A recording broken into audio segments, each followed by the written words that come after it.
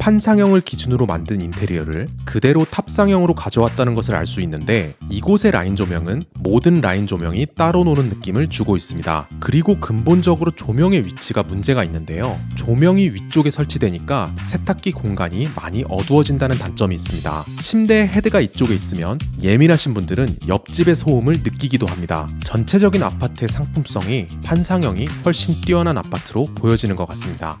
안녕하세요, 실거주 부동산입니다. 바쁜 연말을 보내고 2024년 새해에 돌아왔습니다. 오늘은 검단 신도시에 청약이 예정된 검단 중흥 S클래스 에듀파크에 대한 인테리어와 옵션 분석을 진행하도록 하겠습니다. 검단에 위치한 아파트인 만큼 확실히 넓은 공간을 보여주고 있습니다. 금액도 꽤 저렴한 금액대에 나와 있어서 청약 경쟁률이 매우 높을 것으로 예상되는데요. 전체적인 인테리어 리뷰를 진행한 후에 추천 옵션과 가격을 살펴보겠습니다.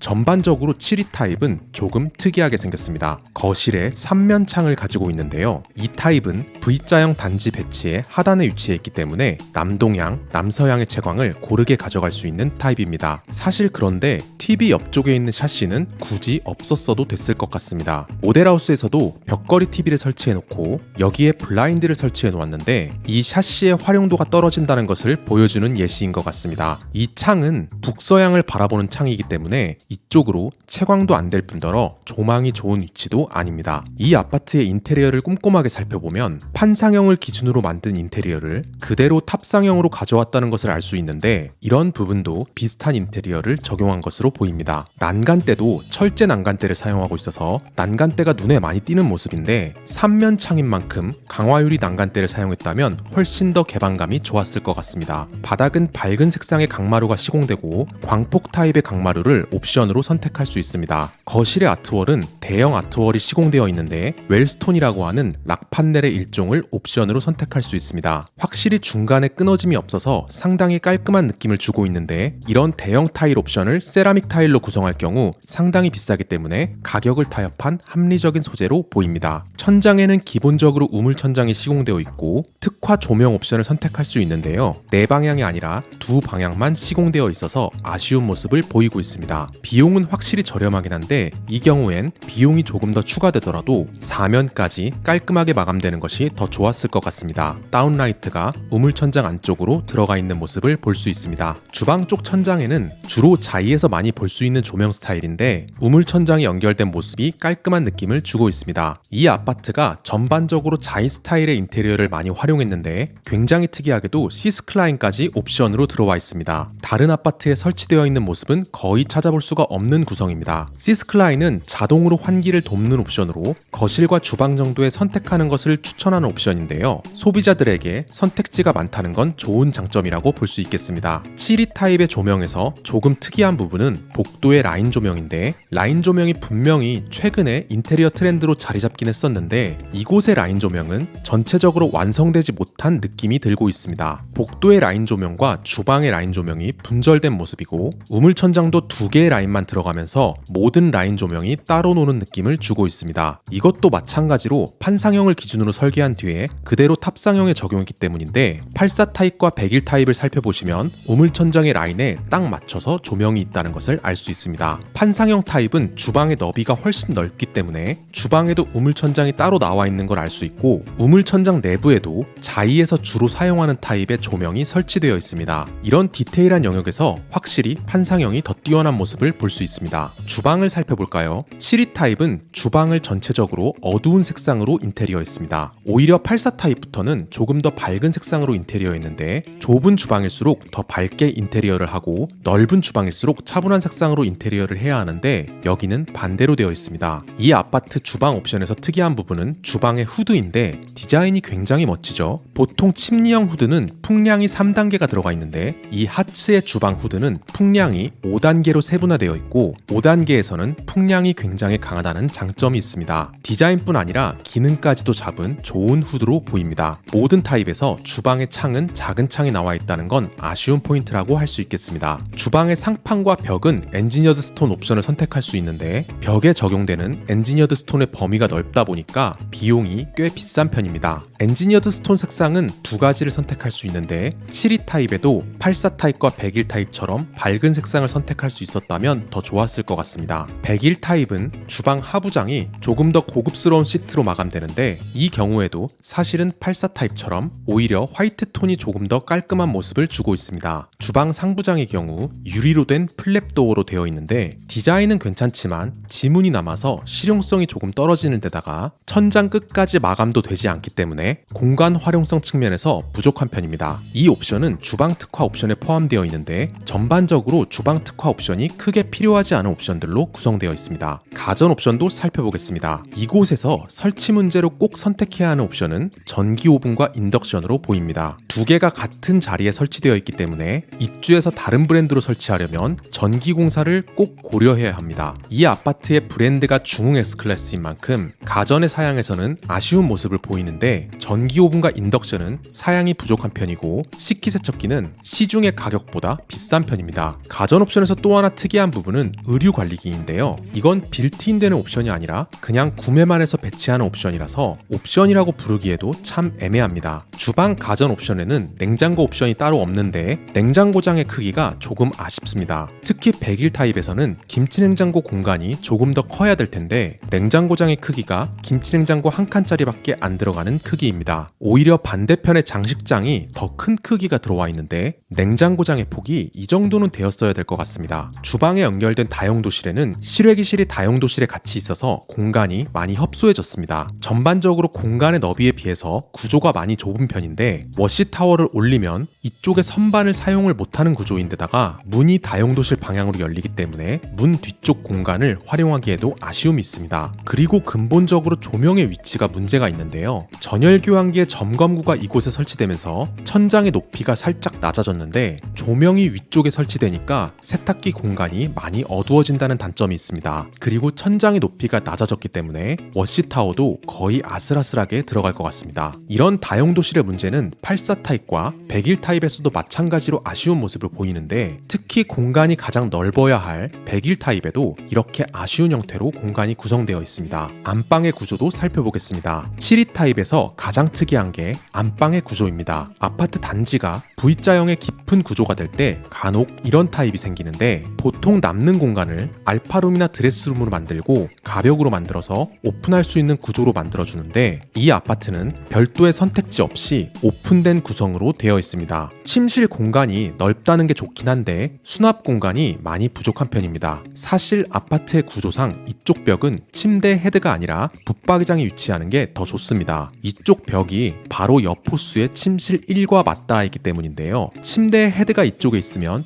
예민하신 분들은 옆집의 소음을 느끼기도 합니다. 그런데 이 자리에 붙박이장을 설치하면 침대가 갈 곳이 없습니다. 완전히 문 쪽 끝으로 가기에는 공간의 구조가 안 나오기 때문에 이곳은 이 모델하우스의 배치가 최선인 배치입니다. 여러모로 구조가 아쉽다고 볼 수 있습니다. 이렇게 드레스룸의 공간까지 협소한 모습입니다. 반면 84 타입은 안방도 안정적인 구조를 갖고 있는 데다가 드레스룸도 굉장히 넓게 제공하고 있습니다. 84 타입부터는 전반적으로 알파 공간이 굉장히 많은데 주방 팬트리도 이렇게 넓게 구성되어 있는 데다가 현관 옆쪽에 팬트리 공간도 따로 있습니다. 101 타입은 84 타입보다 조금 더 드레스룸이 좁은 대신에 알파룸을 하나 더 갖추고 있고 넓은 팬트리 공간과 현관 팬트리까지 갖추고 있습니다. 욕실의 인테리어는 전반적으로 무난한 구성을 갖추고 있습니다. 벽에는 300의 600각 타일을 가로로 사용했고 바닥은 300각 타일을 사용했습니다. 부부 욕실에는 수납형 수전이 제공되고 있으며 공용 욕실에는 일반형 수전이 제공되는데 코너 선반과 같은 수납 공간이 제공되지 않는다는 것은 아쉬운 포인트입니다. 공용 욕실에서 조금 특이한 건 바닥에 트렌치 유가를 사용했는데 이게 라인을 끝까지 맞추지 않고 이렇게 애매하게 중간에 배치했습니다. 이렇게 끝에 맞춰서 공사했다면 조금 더 깔끔했을 텐데 왜 이렇게 구성했는지는 조금 의문이 듭니다. 세면대와 비대 일체형 양변기는 옵션으로 선택할 수 있는데 사실 옵션으로 선택한다고 하더라도 디자인이 크게 나아지는 건 아닌 것 같습니다. 이 아파트의 욕실에서 101 타입의 욕실이 가장 특이한 구성을 갖추고 있는데 101 타입의 공용 욕실에는 건식 욕실 공간을 사용할 수 있도록 구성되어 있고 양변기와 욕조가 따로 분리되어 있습니다. 이 아파트의 구조가 현관에 들어서자마자 세면대가 보이는 위치에 있기 때문에 전체적인 구조는 나쁘지 않은 것 같습니다. 전체적인 아파트의 상품성이 확실히 72 타입보다는 84 타입, 101 타입과 같은 판상형이 훨씬 뛰어난 아파트로 보여지는 것 같습니다. 오늘 리뷰한 아파트의 추천 옵션표를 정리해봤습니다. 옵션가를 모두 더하더라도 최근 고공행진을 달리고 있는 분양가들과 비교했을 때 꽤 저렴한 비용의 청약이 나온 셈인데요. 이 아파트가 검단 신도시 내에서도 서쪽에 위치해 있고 103역의 역세권에 위치한 아파트라서 101역 역세권 아파트에 비해 가치가 낮은 건 사실이지만 분양가 자체가 매우 저렴한 만큼 인천과 김포 권역의 생활권이 있으신 분들이라면 합리적인 선택이 될 수 있을 것으로 보입니다. 어차피 이곳도 경쟁이 매우 치열할 것으로 보이기 때문에 고민하는 순간 기회는 떠날 수도 있겠네요. 그럼 다음에 더 좋은 실거주 분석으로 돌아오도록 하겠습니다. 감사합니다.